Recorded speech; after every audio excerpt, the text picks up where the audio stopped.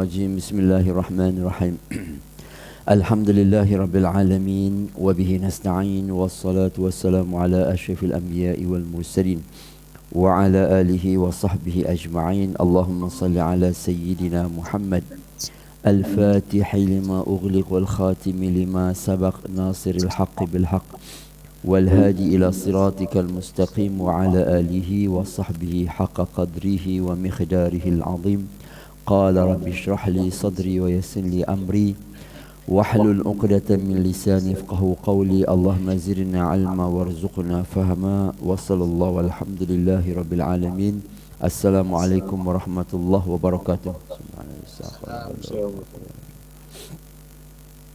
Tuan-tuan, puan-puan, muslimin, muslimat yang dirahmati oleh Allah Subhanahu wa taala, alhamdulillah. Hari ini kita dah berada di bulan Ramadan yang ketiga kan. Insya-Allah tidak lain dan tidak bukan insya-Allah adalah hasil daripada berkat doa yang kita panjat, Allahumma ballighna Ramadan. Ya Allah, sampaikanlah kami di bulan Ramadan. Alhamdulillah, kita pun dah berada dan sampai pada permulaan Ramadan ini, dan mudah-mudahan insya-Allah Allah izinkan kepada kita untuk menyempurnakan Ramadan dan seterusnya boleh bertemu juga dengan Ramadan yang seterusnya. Amin ya rabbal alamin. Tuan-tuan dan puan-puan yang dirahmati oleh Allah, apa yang patut kita buat hari ini tidak ada yang tidak bukan melainkan kita nak mengurus Ramadan yang Allah bagi kepada kita, dan pengurusan kita tu mestilah yang terbaik, iaitu pengisian yang perlu kita kena jadualkan daripada sehari ke sehari, pagi, petang, siang, malam, dengan solatnya, puasa dah memang dah puasa, dengan zikirnya, selawatnya, apa sahaja kebaikan-kebaikan yang kita boleh buat, on je lakukan. Cuma berbeza dengan sebelumnya. Perbezaan daripada sudut apa? Perbezaan daripada sudut pertambahan.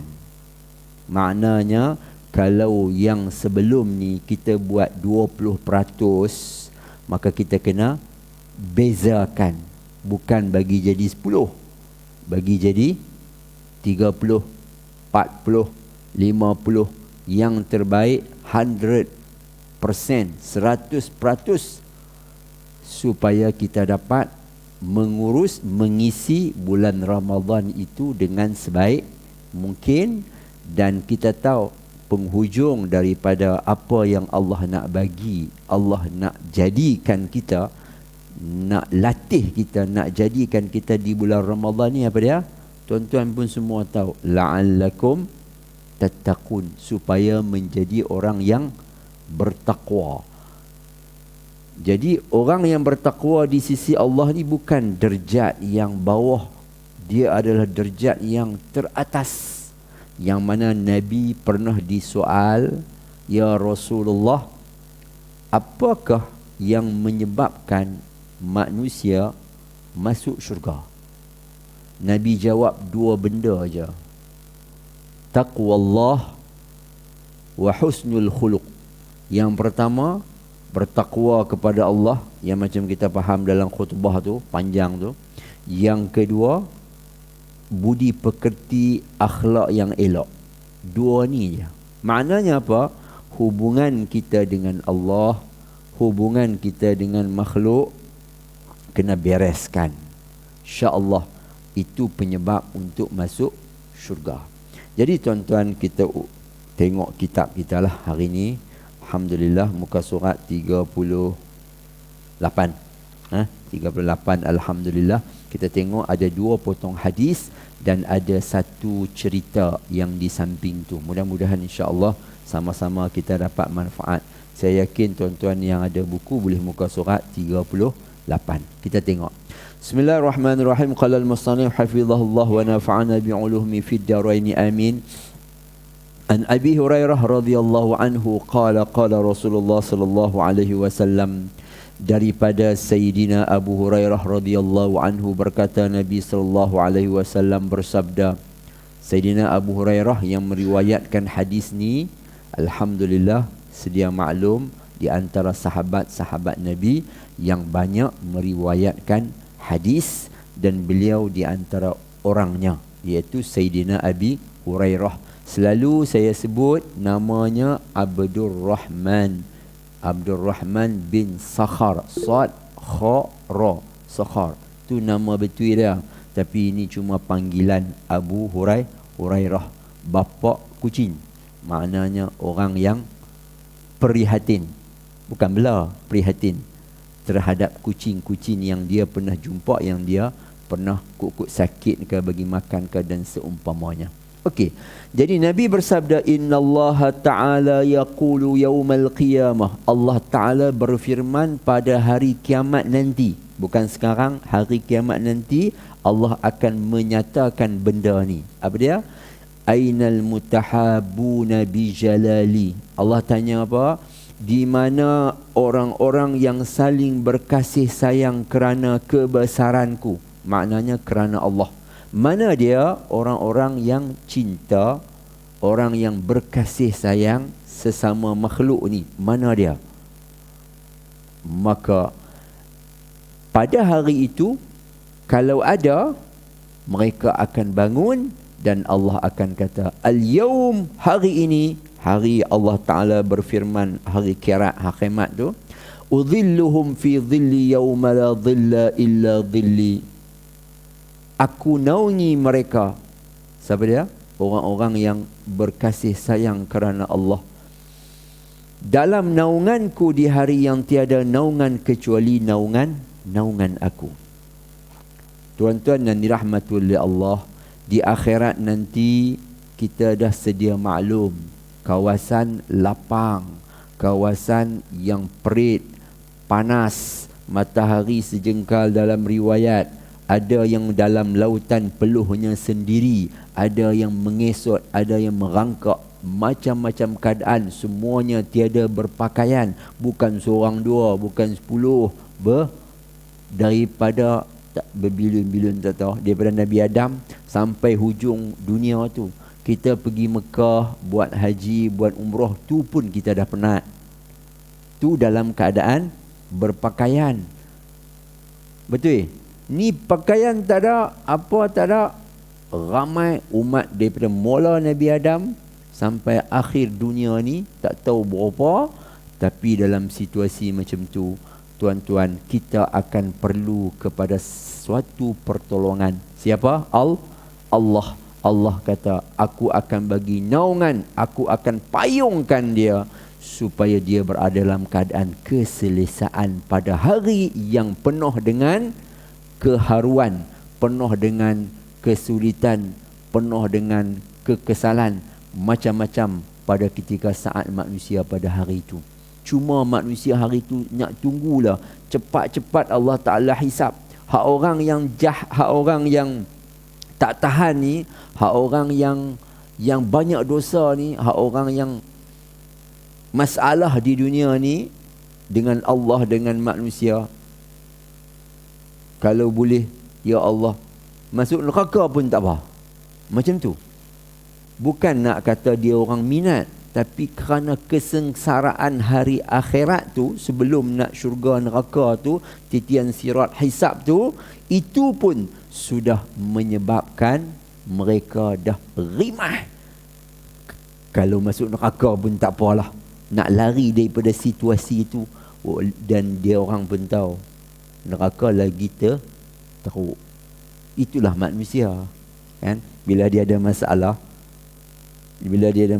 dia nak lari daripada masalah tu, dia pergi ke situ. Dia tahu itu kadang-kadang besar juga, tapi tak apa, aku boleh lari daripada kemelut ni, masuk ke situ, bahkan lagi teruk. Itulah manusia hari ni atas dunia.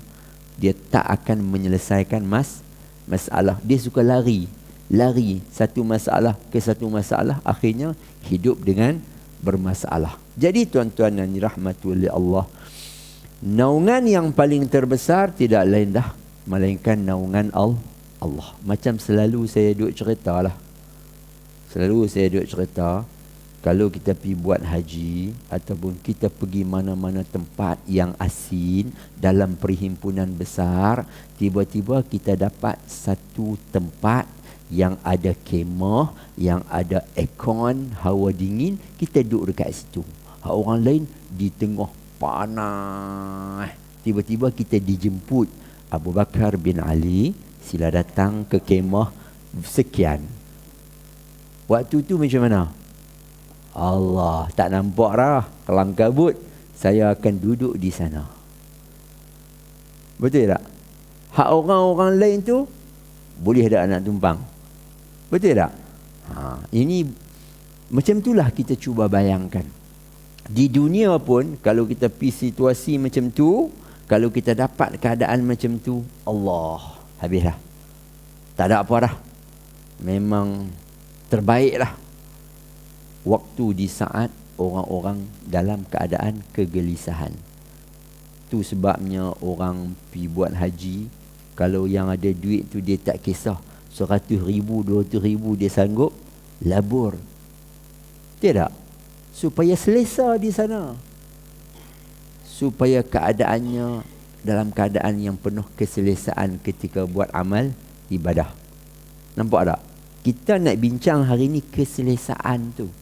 Keselesaan di mana? Di akhirat nanti kita tentulah nak keselesaan. Maka keselesaan yang Allah Ta'ala nak bagi naungan dia dengan penuh rahmat, dengan keselesaan, orang lain akan merasai ketidakselesaan. Jadi oleh kerana itu, golongan ni siapa dia? Orang yang berkasih sayang sesama makhluk. Kalau kita kata orang yang bercinta sesama makhluk, dia bahasa lain pula. Kita tak boleh kata cinta. Orang yang berkasih sayang, suka menyukai antara makhluk. Fokus kita ni manusia lah, kan? Apatah lagi dengan makhluk yang lain. Kita tak benci dia, kita tak hina dia, kita tak kutuk dia, kita tak kata dia, kita tak apa lagi, apa sahaja yang mencari, apa sahaja yang merosak kasih sayang, itu semua tak ada.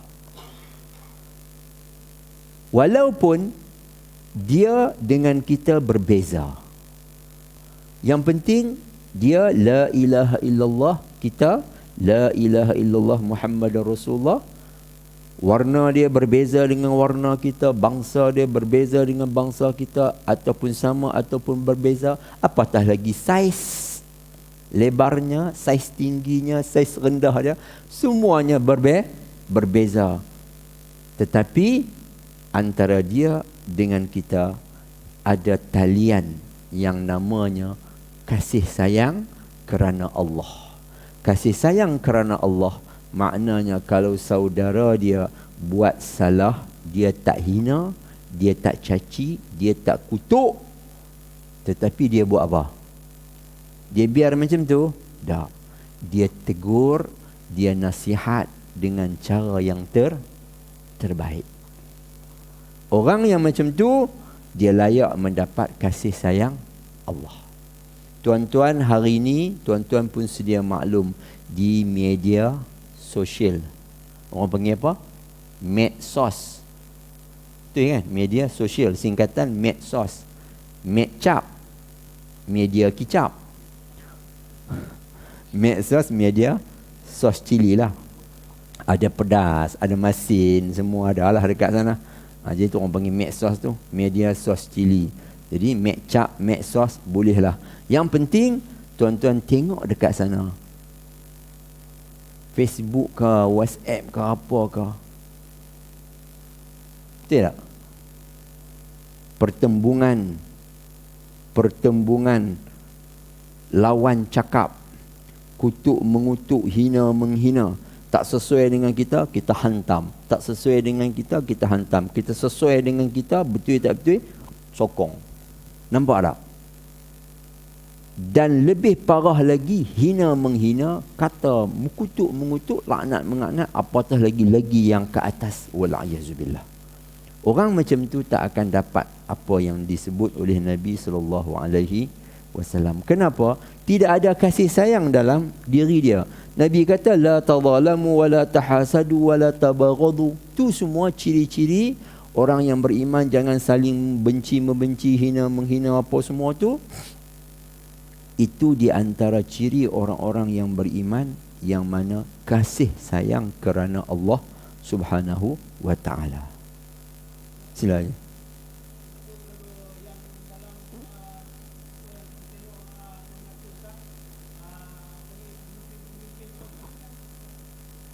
Pemimpin-pemimpin, okey. Dia kata kat kita. Itulah. Jadi tuan-tuan dan dirahmati oleh Allah, dah ada soalan kita jawab. Macam ni lah, tak kira lah siapa pun, pemimpin ke, pemimpin atas sekali ke, lagi atas ke, lagi bawah ke, sampai ke bawah-bawah kita ni, tak kira sesiapa, tiada pengecualian. Tiada pengecualian. Tidak boleh saling kutuk, mengutuk, hina, menghina, apatah lagi mengeluarkan seseorang daripada agamanya. Lagi tidak dibenarkan. Tapi kenapa berlaku? Kerana tidak ada ikatan ukhuwah, persaudaraan se-Islam. Kita tahu kita sama kita adalah saudara se-Islam, se-aqidah. Tetapi sejauh mana pengamalan kita, penghayatan kita mengakui benda tu. Kita tahu tapi kita tidak mengakui. Dan itulah tuan-tuan yang ditakuti oleh Nabi SAW. Nabi kan ada berdoa, minta umat dia selamat daripada tenggelam, bahaya banjir apalah semua tu. Allah Ta'ala terima. Satu je Allah Nabi minta, tapi Allah Ta'ala kurang perkenankan. Apa dia? Nabi minta supaya jangan umat aku berpecah. Kenapa berpecah? Kerana tidak ada kasih sayang, kerana tidak ada persefahaman. Lalu Allah Ta'ala tidak perkenankan. Maka itu sebagai satu signal kepada kita. Ingat, kalau benda yang bersangkut paut dengan ukhuwah, persaudaraan, kalau kamu tak jaga, ada sedikit apa-apa yang boleh meleraikan, kamu kena jaga sungguh-sungguh. Jangan bagi berlaku walaupun sedikit daripada apa yang kamu akan lakukan. Jangan bagi berlaku. Kalau berlaku walaupun sedikit, dia akan merebak. Bila akan merebak, tunggulah saat dan masanya. Apa dia? Kehancuran. Hidup dah senang, lenang, boleh buat amal ibadah, boleh buat segala apa jua kebaikan. Tiba-tiba kita teringin nak bagi rosak macam apa yang sudah berlaku. Tak akan, tuan-tuan dan dirahmati oleh Allah. Jangan ada sikap dan ciri macam tu. Jadi oleh kerana itu tuan-tuan, apa yang ada hari ini satu trend yang tak wajar berlaku. Satu trend yang tak wajar berlaku, yang bercanggah dengan apa yang dibawa oleh Nabi dan para sahabat Rasulullah sallallahu alaihi wasallam. Kenapa saya cakap macam tu? Kerana memang bercanggah. Kalau tuan-tuan balik, tuan-tuan rujuk balik dekat hadis, dekat sirah, perjalanan sirah, tarikh Islam, sejarah Islam, tuan-tuan tengoklah macam mana keadaan. Andai kata berlaku macam apa yang saya sebut, dia ada keputusan dah di zaman sana. Dia ada keputusan dah. Jadi benda tu akan berlaku. Cuma proses kita jangan bagi berlaku. Oleh kerana itu kita kena berhati-hati, jangan kita raih.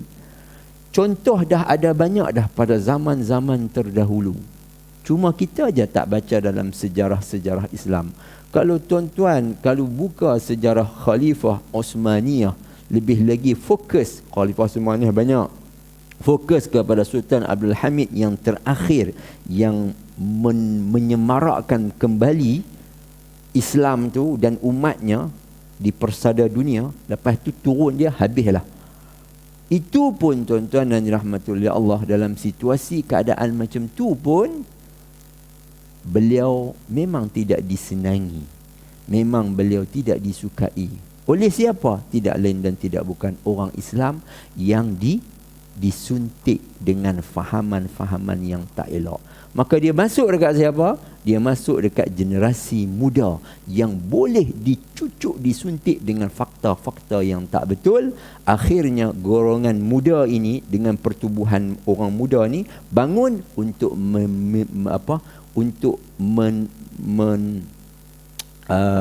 meminta supaya kerajaan Osmaniyah ini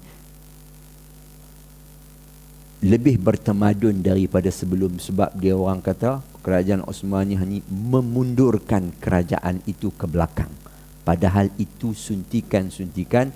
Dan akhirnya bila kerajaan Osmaniyah selepas tu semakin tak elok, barulah orang Islam sedar waktu tu. Tapi sedar nasi sudah jadi bubur. Itulah yang berlaku di mana? Di Iraq. Itulah yang berlaku di Libya. Walaupun situasi keadaan pemimpinnya kita tengok memang teruklah, tetapi ia masih lagi dalam situasi memelihara umat Islam. Bila jatuh, apa yang terjadi? Dah menyesal, tetapi menyesal sudah, kecuali nak kena buat pembaharuan untuk kembali kepada yang terbaik. Jadi tuan-tuan yang dirahmati oleh Allah Subhanahu wa taala, jadi kita kembali kepada tadi, tak kisahlah siapa pun, hari ini kita kena kembalikan balik sifat kasih sayang sesama saudara kita. Timbul juga satu persoalan, orang kata kalau macam tu kita biarkan macam tu saja. Tak. Kita ini orang Islam sama orang Islam ada apa? Amar ma'ruf nahi mungkar. Jangan lupa, itu dibenarkan. Amar ma'ruf nahi mungkar bukan mencaci, bukan mencela, bukan menghina. Kita boleh buat amar ma'ruf nahi mungkar dengan memberi nasihat, dengan memberi sumbangan pemikiran untuk membina, bukan untuk menghancurkan. Tapi apa yang berlaku, itulah yang berlaku. Bukan saya nak sentuh siapa-siapa, cuma saya nak mengajak kita semua, kita berada di mana jua lapangan pun, di mana-mana yang kita berada, di alam kita ke, di alam manakah, biarlah kita sebagai seorang Muslim, dia seorang Muslim. Kita dengan orang non-Muslim pun kita kena disuruh untuk meraihkan. Apatah lagi seorang Muslim, jahat setara mana, baik setara mana, dia tetap saudara kita yang perlu kita kena santuni. Kalau dia ada salah, kita tegur yang membina, bukan tegur yang menghancur. Itulah namanya amar ma'ruf nahi mungkar. Oleh kerana itu, di akhir zaman ini, untuk merosakkan manusia tidak lain dan tidak bukan apabila fikiran manusia dapat dimanipulat, dapat dirosakkan, dapat dirancuni, habis. Maka orang akan bergerak berdasarkan apa yang dia fikir. Betul tak? Kita bergerak apa yang kita fikir. Oleh kerana itu boleh berlaku apa yang berlaku, andai kata di sini dicorak, didoktrin, dimanipulate, di apa sahaja, di sinilah kan, di sinilah. Jadi oleh kerana itu tuan-tuan yang dirahmati oleh Allah, kita kembali sebagai saudara Islam. Sebab apa? Kita nak dapat apa yang disarankan oleh Nabi SAW. Ainal mutahabbuna bi jalali. Mana dia waktu tu. Mudah-mudahan kita termasuk. Jadi oleh kerana itu tuan-tuan, bila kita berada di alam maya sana, Facebook ke, WhatsApp ke, Twitter ke, apa sahaja nama dia, maka berjaga-jaga, berhati-hati. Kalau perlu buat teguran, sila buat teguran yang terbaik. Jangan sesekali menghina, mengutuk dan seumpamanya. Kerana itu tidak akan memberi kebaikan, tidak akan memberi apa-apa, melainkan untuk kepuasan apa? Hawa nafsu, kepuasan diri sahaja. Lebih-lebih lagi kita di bulan Ramadan. Kalau tak sia-sia saja Ramadan datang, kita masih berpuasa, kita masih solat tarawih, kita masih baca Quran, tapi dalam masa yang sama masih lagi kita seperti yang sebelum, macam yang kita tahu di alam sana. Wal'ayazubillah. Kan? Kita minta lindung. Kita tak mau dengan amalan yang banyak tetapi tersangkut di akhirat nanti. Apa dia? Muflis.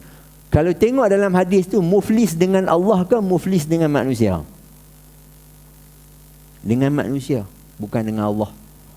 Sebab apa? Dalam hadis tu disebut seorang yang bawa amalan puasa dan sedekahnya, zakatnya, apalah amalan-amalan yang dia buat tu, dia bawa semua pahala, Allah Ta'ala terima. Tiba-tiba habis pahala tu dibahagi, diparoid. Lain kali dia pun diterima beban. Akibat dengan siapa? Manusia. Bukan dengan Allah. Kalau dengan Allah senang, ya Allah ampun, dah settle. Tapi dengan manusia, aku tuntut, habis. Kalau dia kata kalau aku tuntut walaupun 10 sen, kita nak kata apa? Itu memang hak dia.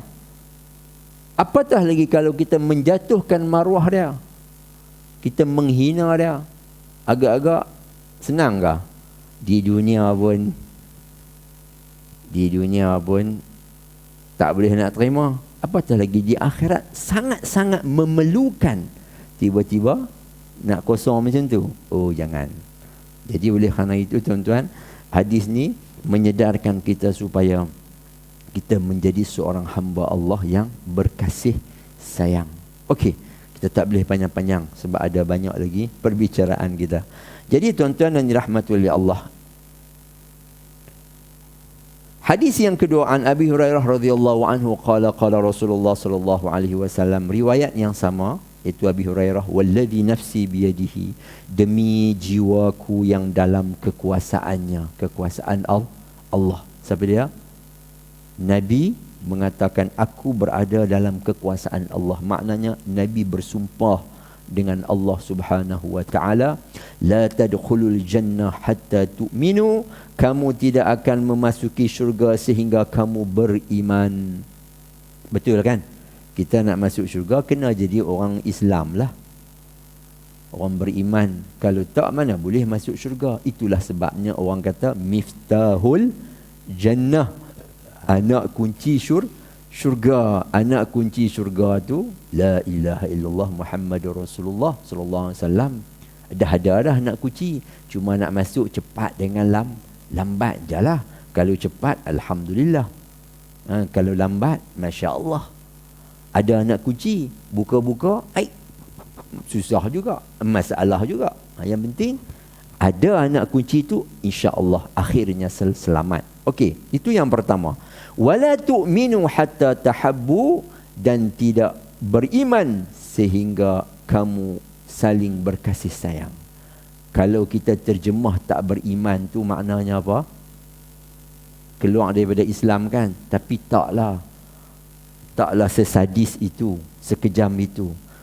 Tak beriman di situ maksudnya tidak sempurna. Tak sempurna iman kita ni, kita beriman dah ni, tak sempurna iman kita sehingga kita berkasih sayang. Apa makna dia? Kita dengan Allah separuh. Ini nak bagi senang faham. Kita dengan Allah separuh. Kita dengan manusia separuh iman dia. Hablum minallah, hablum minan nas. Biasa dengar kan? Hablum minallah tu separuh iman kita dekat situ. Hablum minan nas, separuh iman kita dekat tu. Hablun minallah, kita, urusan kita dengan Allah tu dipanggil satu tanggungjawab, kewajipan. Adapun hubungan kita dengan manusia itu sebagai kesempurnaan. Jadi kalau kita hebat macam mana pun kita dengan Allah, tapi dengan manusia ada masalah, jangan duk harap sempurna di sisi Allah. Jangan duk harap lah. Jangan duk berasa hebat lah. Ada satu dua soalan yang dilontar kepada baginda sallallahu alaihi wasallam. Tuan-tuan selalu dengar soalan ni. Yang pertama, soalan tu, ada seseorang bertanya, ya Rasulullah, ada seseorang yang di malam hari amal ibadahnya hebat. Tiap-tiap malam tahajud, Masya Allah, Tabarakallah, amalan dia hebat lah, sedekah dia hebat, apa semua hebat lah, Masya Allah. Tapi dia ni jenis suka mulut dia tak jaga. Sebab di antara anggota kita, yang mana yang paling bahaya? Ni, antara yang paling bahaya yang ni.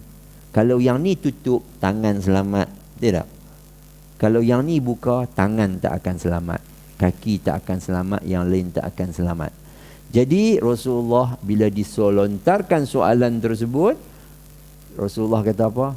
Kalau jenis macam tu, hebat amalan dia, tapi mulut dia duk canang aib orang, duk canang ke apa di maruah orang, Nabi kata apa? Masuk neraka, wal'ayazubillah. Sepatutnya masuk neraka syurga lah kan, bagui, soleh, tapi masuk neraka. Satu lagi soalan, ada seseorang yang amalan dia biasa-biasa lah, bukan nak suruh buat amalan biasa-biasa, tapi nak bagi tahu, separuh dengan Allah, separuh dengan manusia ni, nak bagi tahu bahawasanya macam tu keadaan dia. Dia ni amal dia biasa-biasa saja, sunat dia biasa, apa semua biasalah, tak nampak hebat lah sangat, senang cerita, tak nampak hebat. Tetapi dia jaga mulut dia, dia jaga akhlak dia dengan orang. Dia tak berani nak merosakkan mulut dia dengan kata-kata, dengan apa-apa semua, dia tak berani. Kecuali amar ma'ruf nahi mungkar. Nabi kata orang itu masuk syurga. Nampak tak? Jelas kan hadis tu?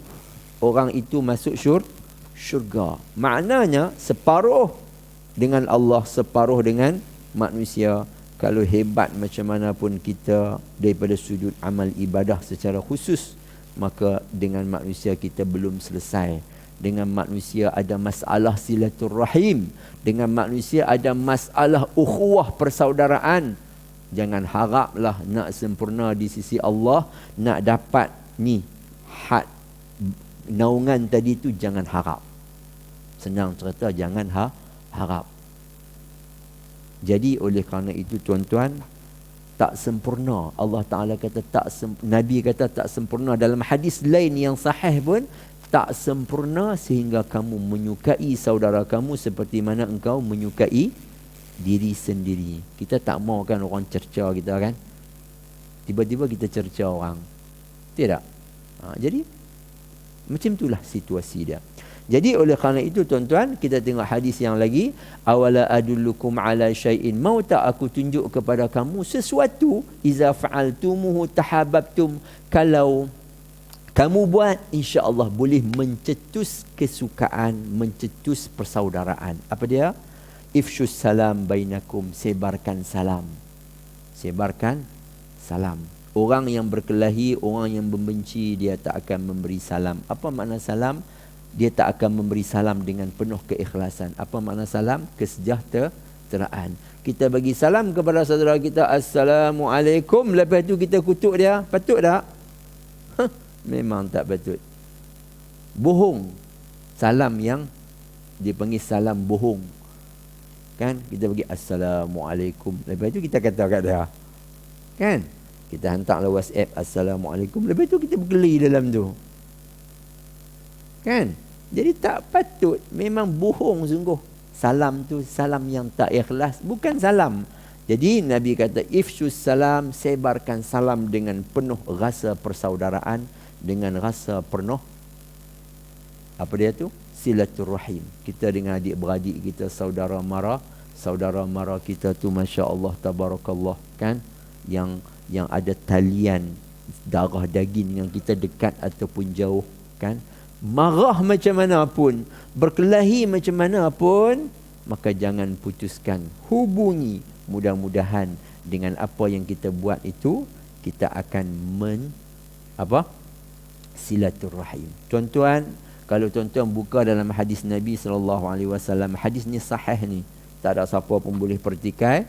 Ketika mana titian siratul mustaqim tu, orang nak lintas tu, di titian siratul mustaqim tu ada satu makhluk, nama dia silaturrahim, duduk dekat titi tu. Maksud dia apa? Kalau ada siapa masalah silaturrahim di dunia, nanti dia akan masalah di titian siratul mustaqim. Titian siratul mustaqim tu, di kanan kiri dia ada pengaut macam tu, cakok, duk cakok. Dia duk cakok macam tu.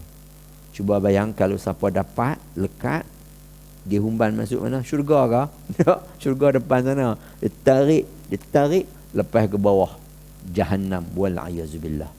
minta lindung. Ni kalau kita cuba bayangkan situasi macam tu, Masya Allah tabarakallah, kita kena ambil cakna dalam bab-bab yang macam ni. Jadi oleh kerana itu tuan-tuan dan dirahmati oleh Allah, itu dia hadis yang kedua.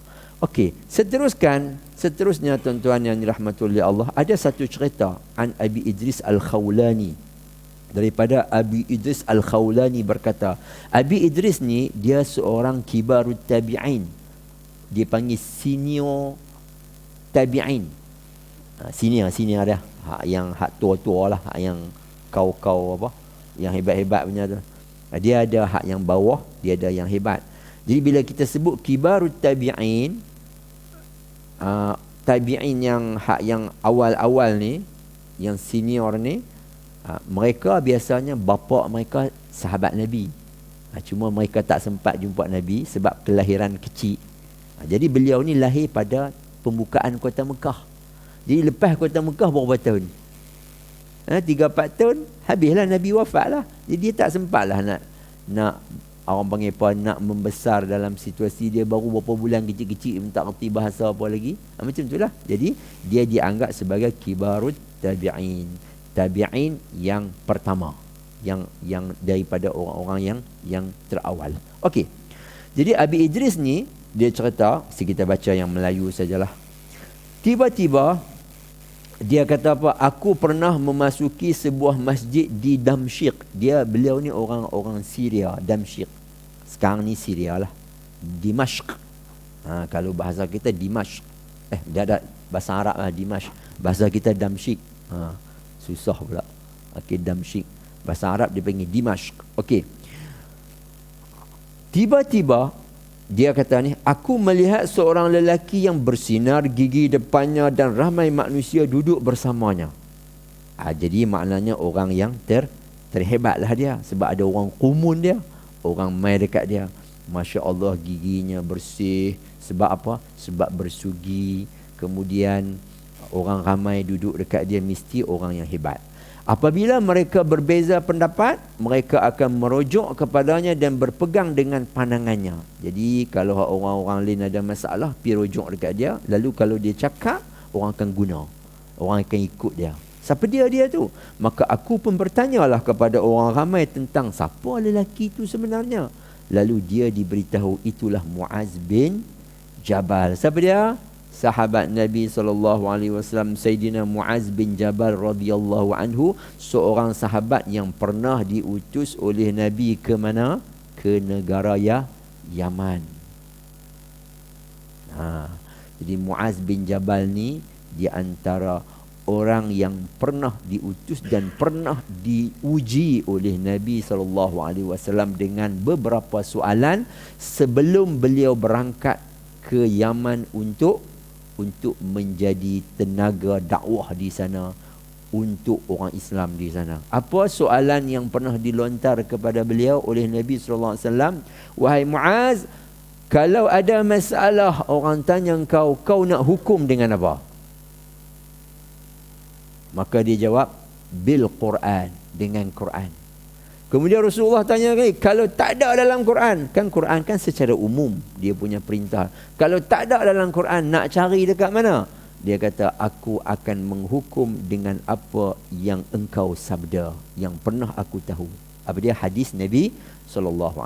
Rasulullah tanya lagi, kalau tak ada dalam hadis, Quran pun tak ada, hadis pun tak ada, maka tak ada tu maksudnya secara khusus, secara umum tu ada. Maka dia kata, ajtahidu wala alu alaih, aku akan berijtihad, aku akan guna fikiran aku yang sihat dengan apa ilmu yang aku ada daripada Quran dan hadis. Aku akan berijtihad wala alu alaih, dan aku tak merapu, maksudnya tak melampau, mesti dalam garis panduan. Bukan orang tanya ya, boh ya jawapan, tanya boh betul tak betul, nombor 2 tak. Aku akan berijtihad, mengeluarkan pandangan aku berdasarkan apa yang ada dalam Quran dan hadis Nabi. Sebab Quran dan hadis ni sebagai garis panduan umum dalam hidup kita ni. Jadi aku akan matching tengok yang mana sesuai ke tak. Tapi semua dalam sinaran Al-Quran dan hadis Nabi SAW. Itulah nama dia ijtihad. Lalu Nabi kata apa? Nabi kata Allah Ta'ala memberkati wakil aku, iaitu wakil Rasulullah. Siapa dia? Muaz. Sebab apa?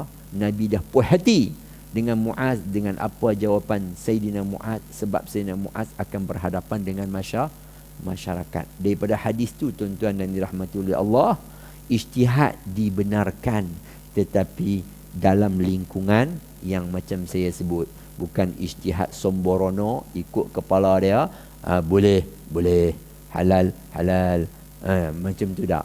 Mesti ada garis panduan. Kenapa tak boleh? Kenapa boleh? Kenapa haram makruh? Kenapa haram? Mesti ada reason dia, sebab dia. Bukan main cakap sahaja. Itu tidak dibenarkan. Lalu keesokan hari pula, Abu Idris Al-Khawlani ni pergi awal ke masjid. Rupa-rupanya beliau lebih awal pergi ke masjid. Sampai dia Sayyidina Mu'ad lagi awal daripada dia semayang. Pergi awal lagi. Dia ingat dia dah hebat dah. Tengok-tengok, Sayyidina Mu'az yang semalam aku tengok dia lagi awal. Tak apa. Lalu Abu Al-Khawlani kata, aku dapati beliau sedang solat. Kemudian aku tunggu sampai habis solat.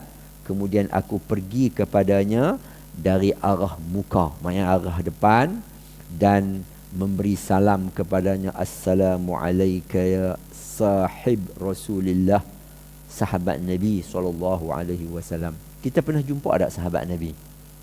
Tak pernah kan? Kalau kita jumpa, kita jadi tabi'in lah. Kita tak pernah jumpa. Jadi kita ni bukan tabi'in. Kok mana nak tahu ada orang mengaku wal'ayazubillah lah, aku pernah jumpa sahabat ni. Dalam mimpi, tu bab lain. Tu bukan dia. Kalau di luar ni, kalau ada orang mengaku macam tu, tarik telinga dia, bagi nasihat sikit. Tak betul. Okey? Jadi dia bagi salam. Lepas tu dia tanya satu soalan. Demi Allah, aku sangat kasih kepadamu kerana Allah. Itu saja dia jawab. Dia tanya. Itu saja yang dilontarkan. Demi Allah, wahai Muaz, Sayyidina Muaz, aku kasih kepada engkau kerana Allah. Lalu beliau bertanya, apakah kerana macam ni? Apakah kerana Allah? Aku menjawab, ya, kerana Allah betul. Lalu dia bertanya, Sayyidina Muaz tanya, apakah kerana Allah? Aku menjawab, ya, kerana Allah. 3 kali Sayyidina Muaz tanya Abu Idris Al-Khawlani, betul ke kamu kasih dekat aku, suka ke aku kerana Allah, kerana Allah, betul ke? Lalu dia kata, ya, kerana Allah. Lalu beliau memegang hujung selendangku. Kan rida ni, dia ada hujung tu, hujung serban lah kita kata. Pegang. Beliau berkata, bergembiralah kamu. Allah Ta'ala berfirman dalam hadis Qudsi yang bermaksud, pasti mendapat kasih sayangku bagi orang yang saling berkasih sayang kerana aku. Orang yang berkumpul dalam satu majlis kerana aku, kerana Allah. Orang yang menziarah-menziarahi kerana aku, dan orang yang saling memberi kerana aku. Jadi, buat apa pun kerana Allah, maka dia akan mendapat kasih sayang Allah Subhanahu wa Ta'ala. Hak tadilah, hak kisah dia, hadis tadi itu kerana Allah. Jadi tuan-tuan dan dirahmati oleh Allah, ungkapan kita suka dekat seseorang tu adalah merupakan bermula daripada perasaan, betul tak? Kan? Kita suka kepada seseorang kerana akhlak dia, kerana ilmu dia, kerana kebaikan dia, kerana apa lagi? Kerana macam-macam lah, kan? Semua tu kerana Allah, sebab dia yang tadi. Okey. Jadi tuan-tuan, daripada perasaan, boleh tak kita ungkapkan ke mulut? Disunatkan ungkap. Sebab ada dalam hadis yang lain, disunatkan kita mengungkap. Kita sayang dekat saudara kita kerana sebab ilmu dia, akhlak dia, perangai dia. Lalu boleh kita ungkapkan, kita pergi bagi tahu, tuan, saya sayang kepadamu kerana Allah. Kalau bahasa Arab dia, uhibbuka fillah. Kalau Inggeris dia, I love you, jadi tak kena. Jadi ikut lain pula tu makna dia. Tapi kalau makna bahasa dia macam tu lah kan, I love you kerana Allah. Lain bunyi tu. Sebab dah kita faham lain, guna bahasa kita, aku sayang kepadamu kerana Allah. Kan? Pernah tak kita buat macam tu? Kita tak biasa. Kita bila nak sebut macam tu pun telan, macam telan guli tu. Nak sebut macam tu pun, ya Allah, kan? Tuan Haji, saya suka kat Tuan Haji, saya sayang kat Tuan Haji. Berat rasa nak sebut. Berat. Rasa lain macam pula, kan? Tiba-tiba Tuan Haji sama Tuan Haji pi, Assalamualaikum, aku suka dekatmu, aku sayang katmu kerana Allah. Tak pernah sebut ni. Ni bulan puasa ni nampak buang tabiat ni, tengok hujung bulan puasa, innalillah lah. Nampak lain macam je. Buang tabiat orang panggil. Tak, itu disunatkan. Cuma kita saja tak biasa. Bila kita tak biasa, kita nak cakap macam tu memang berat lah. Tapi benda tu sebenarnya disunatkan. Kita bercakap macam tu kepada saudara mara kita, adik-beradik kita, sahabat kita. Kerana apa? Kita nak menyatakan kesukaan kita itu seperti mana Nabi SAW pernah menyatakan, dan sahabat-sahabat pun pernah menyatakan. Tabi'in, contoh dia hari ini, Abi Idris Al-Khawlani, menyatakan benda tu kepada siapa? Sayyidina Muaz bin Jabal, sahabat Nabi. Jadi itu ada rentetan rantaian. Tujuan dia tidak lain dan tak bukan kerana nak mendapat kasih sayang daripada Allah. Syarat dia kerana Allah. Tu je. Bukan kerana lain. Kalau kerana Allah, kalau kita kata kerana Allah, tiba-tiba dia mai tegur. Saya katakan, Tuan Haji, saya suka kepada Tuan Haji kerana Allah, saya sayang kerana Allah. Satu hari Tuan Haji mai tegur saya kena lapang dada, terima, jangan marah. Sebab apa? Kerana Allah. Dia pun tegur kita kerana Allah. Sebab kita ada buat salah. Walaupun tak berdosa. Aku buat salah apa? Tak payah duk tanya macam tu. Adalah sebab orang dewasa dengan orang yang muda, senior dengan junior ni dia lain, kan?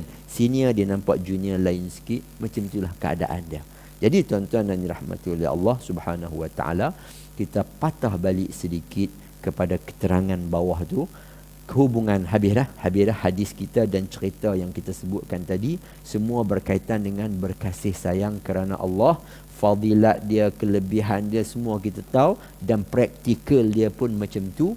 Dan apa salahnya kalau kita balik di rumah, kita kata dekat isteri kita, lagi senang, kan? Dekat anak kita pun sama. Ni ayah nak bagi tahu ni, ayah sayang dekat anak-anak ayah. Kita sebut seorang. Tak apa, kerana Allah. Buh dekat situ, kerana Allah. Atuk dengan cucu, kan? Apatah lagi suami dengan isteri. Hak lebih-lebih berusia umur 60-70 ni lagi kena ungkap. Alamak, penat. Tak apa, lagi ungkap, lagi bagus. Sebab boleh menyemai balik semangat kasih sayang tu. Semangat kasih sayang. Kau berat nak buat macam mana ni?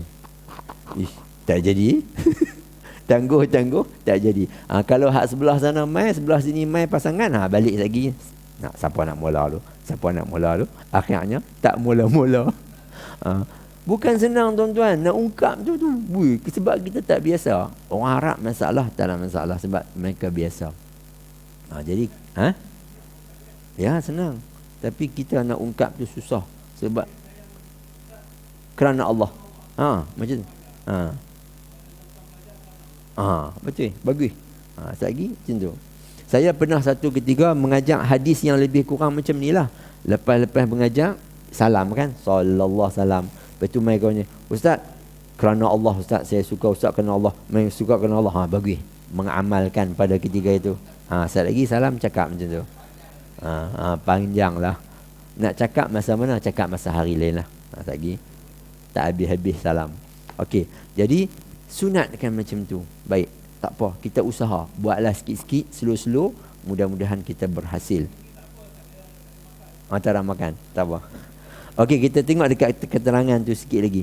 Hubungan persaudaraan, muka surat 40. Hubungan persaudaraan yang baik akan menimbulkan rasa kasih sayang Rasa kasih dan sayang. Betul? Hubungan persaudaraan ataupun hubungan silaturahim. Dua-dua ni yang baik akan menimbulkan rasa kasih sayang. Kita dengan kawan kita, dengan adik-beradik kita. Kenapa kita benci ke adik-beradik kita? Kerana tak ada kasih sayang. Kita pun ada sebab dia. Kerana dia perangai tak elok. Itu bukan sebab dia. Sebab dia hawa nafsu kita. Jadi oleh kerana itu, elok ke tak elok ke dia, aku tetap kasih sayang ke adik-beradikku, saudaraku. Kerana Allah, kalau dia buat salah, aku tegur dia. Itu yang sebenarnya. Bukan benci dia, bukan tinggal dia. Itu sebenarnya kasih sayang. Okey. Kalau kita tengok seorang ibu, seorang bapa yang ada kasih sayang dekat anak dia, seorang cikgu, kita kata hak yang sakut pot ni, kalau dia ada kasih sayang dekat anak dia, dia buat apa? Dia biar macam tu kan? Mampu habis? Tak. Dia akan usaha supaya bagi jadi elok. Tak elok, dia akan buatlah macam mana bagi jadi elok. Wak keluar duit lah. Masa-masa lah. Yang penting jadi molek. Tu je. Bersusah payah ke sana kemari, utara selatan, siang malam, supaya anak tu menjadi baik. Bukan baik akhlak dia, supaya jadi akhlak yang baik. Jadi orang yang berguna, terpaksa bergolok gadai. Sebab itu tanda apa? Tanda kasih sayang. Macam itulah juga kita dengan saudara kita, adik-beradik kita, persahabatan kita. Macam itulah kita tak akan biar mampu heavy, padan muka. Tak. Kita akan mengerahkan tenaga kita, berusaha menyelamatkan dia. Macam mana? Ikutlah cara yang wajar. Yang banyak cara hari ni ada. Jadi kalau contoh macam itulah. Saya tak boleh buat contoh lebih-lebih, lagi masalah. Okey. Teruskan. Ia merupakan anugerah nikmat yang sangat berharga daripada Allah Ta'ala. Betul tuan-tuan. Inilah nikmat yang amat berharga yang Nabi nak ni. Yang macam saya sebut tadi tu. Nabi nak sungguh-sungguh macam ni. Tapi apakan daya, itu ujian akhir zaman kepada umat Nabi Muhammad sallallahu alaihi wasallam. Antara dia harta, antara dia yang ni. Kerana dua-dua itu akan bersangkut paut. Allah berfirman, wa'tasimu bihablillahi jami'an wa la tafarraqu. Ayat ni selalu kita dengar. Berpegang teguhlah kamu sekalian kepada tali Allah, iaitu agama Allah, dan jangan kamu bercerai-berai. Maksudnya jangan berpecah belah. Bersatu, apa dia? Teguh. Bercerai, roboh. Macam itulah. Rumah tangga ke, persatuan umat ke, kesatuan umat ke, macam itulah. Bersatu teguh, bercerai roboh. Dan kenangilah nikmat Allah kepada kamu ketika kamu bermusuh-musuhan semasa jahiliah dulu. Ni Allah Ta'ala ingatkan balik. Wazkuru ni'matallahi alaikum. Wahai ni kamu semua-semua ni, Aus, Khazraj, apa semua tu, ingat masa kamu jahiliah dulu berkelahi. Berkelahi kan? Berkelahi. Dia shortcut berkelahi disebabkan punca air. Aus dan Khazraj berkelahi bertahun-tahun. Punca dia, antara dia air, berebut kawasan yang ada air. Antara punca dia lagi kerana apa? Kerana sikit je kabilah ni kacau sikit je, dia lawan sampai bertahun-tahun berkelahi. Jadi bermusuh. Kamu ingat sekarang kamu dah jadi Islam, ikut Nabi. Ingat dulu kamu pernah masa zaman jahiliah dulu bermusuh-musuhan, lalu Allah menyatukan kamu. Fa'allafa baina qulubikum. Allah satukan hati kamu dengan apa? Islam. Fa asbahtum bi ni'mati ikhwana. Sekarang kamu bersaudara. Nampak tak? Ayat tu dia jelas. Sekarang kamu bersaudara. Bila bersaudara, ingat macam mana kita bersaudara dengan saudara kita sedarah daging, macam itulah juga saudara kita dengan seagama. Tak ada beza atau mana pun. Kalau kita bergolok gadai dengan siapa? Dengan saudara mara kita sedarah daging, macam itulah juga bergolok gadai kepada saudara se-Islam kita. Jadi kita tak akan biar saudara Islam kita kelaparan. Kita tak akan biar saudara Islam dalam kemurungan dalam apa, melainkan kita ada simpati, empati dan membantu setakat mana yang boleh. Kita ni rakyat kan, biasa. Tapi kalau kita pemimpin yang gagah kuat, kita akan bersuara, menyuara, berteguh di antara pemimpin-pemimpin negara Islam ni untuk menguatkan kembali Islam. Itu yang patut dilakukan dan mesti disokong dan didokong ke arah itu. Itu benda yang terbaik. Tapi kena buat sikit-sikit lah. Sebab musuh Islam lebih besar dia punya genggaman daripada pemimpin-pemimpin Islam. Jadi oleh kerana itu kena bertindak secara cantik, penuh dengan strategi, penuh dengan kekuatan. Itulah tuan-tuan. Kalau tuan-tuan tengok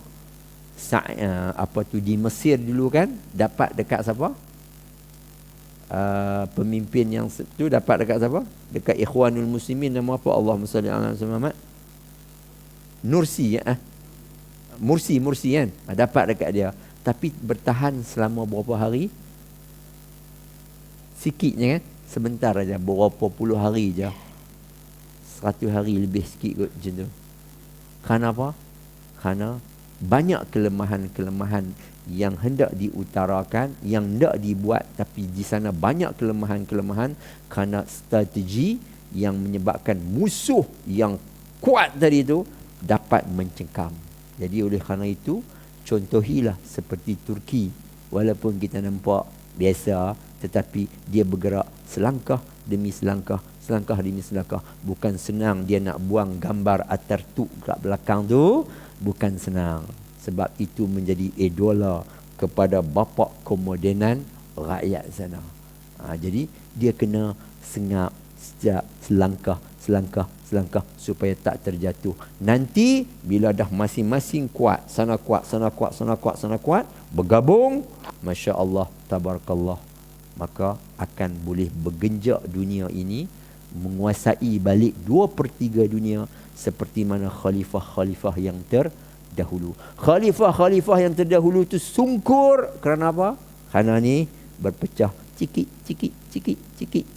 kerana suntikan daripada musuh. Dan kita tahu musuh Islam tak mampu nak senjata dengan kita. Tapi dia kata senang saja nak rosak orang Islam. Rosaklah apa? Ada seorang panglima tu kata, dia kena rosak orang Islam ni, dia buat satu contoh dekat tentera dia. Dalam kolam ada ikan. Dia kata, kamu panglima hebat hak duk bunuh orang ni, tangkap ikan. Dia orang pun pulun lah tangkap. Tak pakai jala apa, tak pakai tangannya. Tak dapat. Akhirnya general tak dapat, tak mampu. Dia kata senang saja nak tangkap ikan. Buat apa? Keringkan air. Settle. Keringkan air, ambil bulan bekas.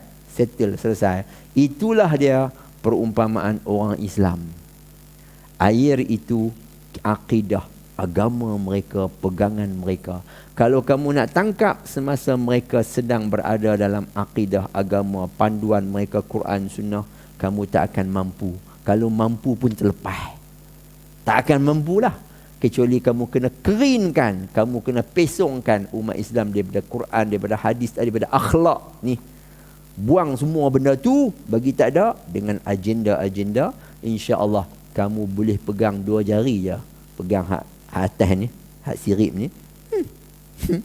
Senang saja untuk dirosakkan umat Islam. Jadi tuan-tuan ingat apa yang kita baca hari ini, itulah.